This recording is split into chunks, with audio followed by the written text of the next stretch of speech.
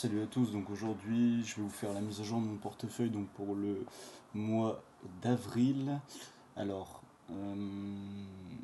comparé à la dernière fois, donc MedPay Holding, elle était à, euh, elle était à 466 $, hein. Elle est actuellement à 417, donc j'étais en plus-value de 45%, donc cette plus-value là est descendue à 30%. Et ils ont publié des résultats qui pour le coup étaient plutôt bons, mais voilà, il y a eu quelques indicateurs qui étaient, en tout cas, qui ont mal été reçus par les investisseurs, donc notamment un netbook to reward, un netbook to bill inférieur aux attentes, en tout cas, netbook to bill qui doit en général être inférieur à 1, supérieur à 1, pardon, et un netbook to reward supérieur au chiffre d'affaires. Donc là, c'était pas le cas, donc ça a été mal reçu et l'action a perdu 25% en une journée. Ensuite, on a Fortinet donc, qui était à 80 et qui est actuellement à 86. Euh, donc je suis repassé en plus-value, donc quasiment 20% dessus. Ensuite, on a Fiserv qui était à 62 et qui était à 54 et qui est actuellement à 62. Donc là, je suis repassé dans le positif sur Fiserv. Fiserv, c'était un dossier qui était tellement négatif qu'au prix, enfin en tout cas au prix auquel je l'ai eu, il y a très peu de chances que je perde de l'argent. En tout cas, mon risque, je veux dire bénéfice sur risque, est plutôt bon.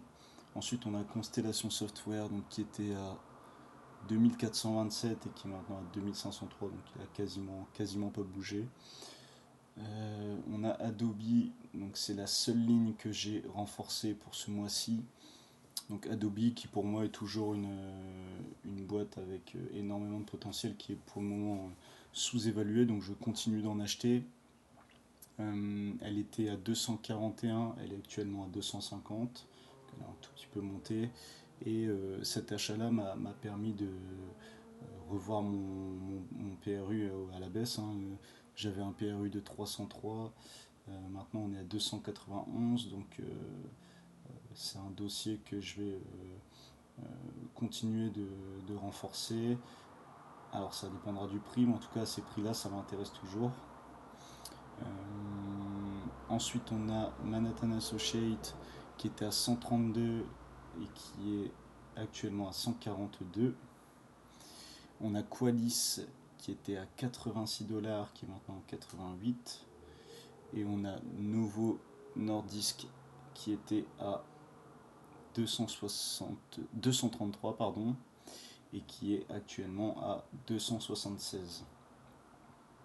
Euh, donc voilà pour les mises à jour, enfin en tout cas les mouvements du portefeuille pour ce mois-ci. Donc simplement un renforcement sur Adobe. On atteint, on verra les prix le mois prochain, mais on commence à rentrer sur une taille de position qui me va. Euh, Sachant que voilà, j'ai encore un petit peu de cash de disponible. Euh, donc je pourrais auquel cas aussi renforcer un autre dossier ou alors rentrer sur une autre action qui m'intéresse. Euh, on va regarder en termes de performance que ça donne. Sachant que j'ai été énormément impacté par notamment les résultats de Qualis, de Manhattan Associates qui ont fait plonger mon portefeuille et ma performance.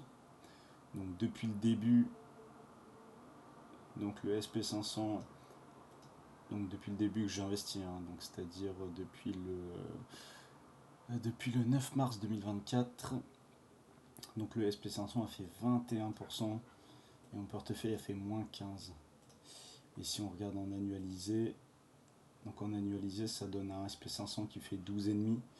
Moi je suis à moins 10. Donc grosso modo là on a un bon 20 points d'écart quoi.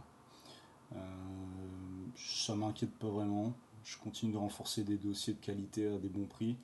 Et je suis convaincu qu'à un moment ou un autre, en tout cas ces dossiers-là, de par leur valorisation, seront moins impactés si une baisse il y a.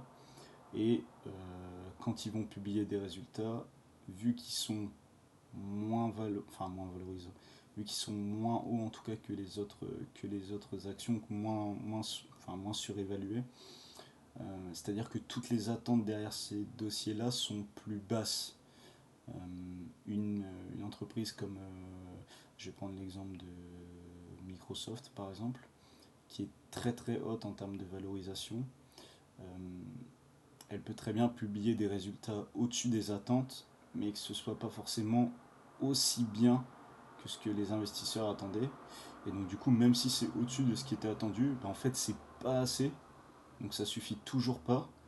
Et en fait peut-être qu'ils vont faire plus 20%, sauf qu'en fait les personnes auraient aimé qu'ils fassent plus 30. Et donc malgré le fait qu'ils fassent encore plus 20, l'action va être sanctionnée malgré les bons résultats parce elle est survalorisée et qu'en tout cas il y a beaucoup d'attentes derrière, tandis qu'une action qui est un peu, je vais dire, mal aimée par les gens, euh, au plus elle est bas, au plus les attentes sont aussi plus basses, et donc du coup une action qui va potentiellement publier des bons résultats ou alors publier des résultats pas aussi mauvais que ce qui était prévu, et ben en fait ça va la faire remonter direct et la réaction va être, je vais dire, beaucoup plus positive que si elle était plus valorisée. Donc en tout cas j'ai pas de panique hein, envers ces performances-là. Moi je vise le long terme, donc je suis convaincu que là ces moins 9% en tout cas vont remonter et que je risque de rattraper le SP500. Euh, Si on regarde par exemple sur le mois d'avril,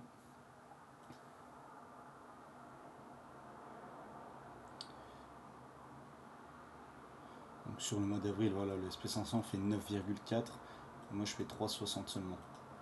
C'est-à-dire qu'en fait, il y a eu énormément de performances, hein, c'est quasiment, si on regarde, c'est un très très bon mois hein, pour le SP500 qu'il n'avait pas fait depuis 9, on a eu 8,45 en novembre 2024, mais un 9 ça fait vraiment pas mal de temps que c'était pas arrivé. Bah, c'est simple, en fait c'est le meilleur mois depuis que j'investis pour le SP500. Euh, donc voilà, là on est à 3,62 tandis que lui fait 9,41, donc je suis convaincu que dans effectivement les moments un peu plus, euh, pas en tout cas creux, mais où il y aura des petites baisses du marché, je serai moins impacté, en tout cas les résultats aussi seront dans mon sens, et donc j'espère pouvoir rattraper mon retard et surperformer le SP500. Voilà, on se retrouve pour une prochaine vidéo. Allez, ciao.